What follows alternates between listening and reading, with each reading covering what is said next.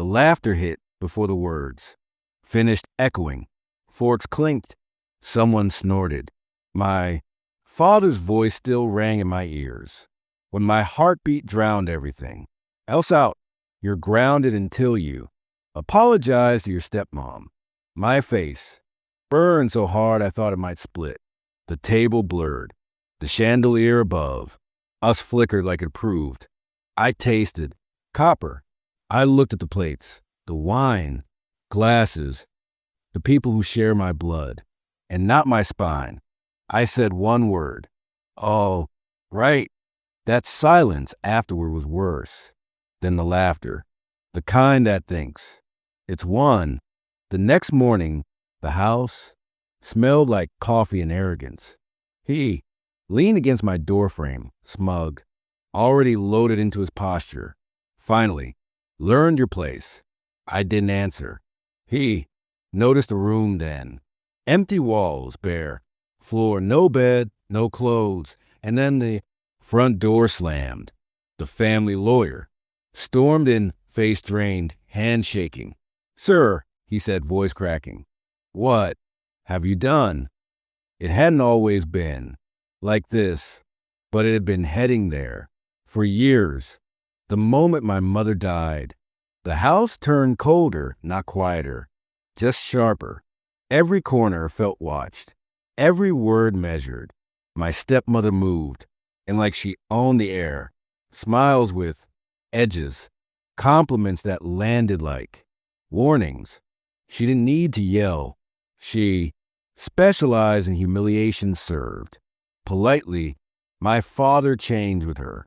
He learned new silences, new disappointments, new ways to look at me like I was unfinished business. That dinner was a performance. Extended family, old, friends, witnesses. She accused me of disrespect, of tone, of embarrassing her. I corrected a lie she told about my mother. That was my crime. He didn't hesitate. He never does when there's an audience. Authority thrills him. Control makes him feel tall. Apologize, he said. I saw it. Then, not rage, not anger, opportunity. I nodded, took the grounding. Let the laughter roll over me. Let them think I folded. I spent the night awake, staring at the ceiling, listening to the house. Settle. Planning doesn't require noise. It requires clarity. And I was finally clear.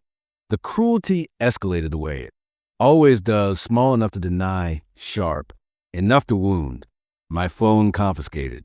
Doctor removed. Comments made jokingly. At breakfast, she watched me like she expected tears. I gave her none. What she didn't know was that the grounding gave me time. Time without suspicion. Time without interruption. Time to finish what my mother had started.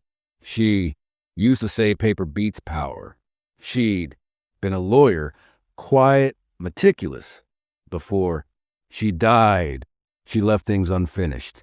Or so they thought. The documents were where she said they'd be. Digital. Backups buried beneath mundane file. Names, trusts, clauses. Contingencies triggered by hostile, custodial environments. I read every word like scripture, and then I made one call. I apologized to my stepmom the next day. Soft voice, lowered eyes, exactly the version they wanted. My father smirked. Victory tasted good to him. That night I packed. Nothing. Everything I owned was already gone. Transferred, donated, stored, protected. The plan didn't require confrontation. It required timing. The confrontation came anyway. The lawyer stood in the living room. Paper spread like a crime scene. My father's confidence cracked line by line. You transferred the house. He stammered. I stepped in, then calm. Grounded no longer. My mother did. I said, I just executed it. My stepmom's face collapsed inward. She finally understood what silence had been buying. Me, she anticipated this. I continued. Public humiliation, emotional abuse, documentation thresholds. You crossed them last night. The lawyer swallowed. The trust is ironclad. Assets frozen. Custody revoked. He has no legal authority over me. I finished. My father longed for words, for anger, for volume. None of it worked. Power doesn't scream. When it wins, the fallout was surgical. Accounts locked, property seized, reputation shredded quietly through court filings and whispered disclosures. Family stopped calling. Friends stopped laughing. My stepmom left first. She always does when there's nothing left to take. My father tried to apologize weeks later. Real tears this time. Real fear. I listened. I always listen. I didn't forgive. Now, when I think back to that dinner, I remember the heat in my face, the laughter, the word grounded. They thought grounding meant trapping. Me, they forgot that ground is where foundations are laid, where things grow, roots where pressure turns into permanence. The lesson is simple. Silence isn't submission, and patience, when sharpened, cuts deeper than rage.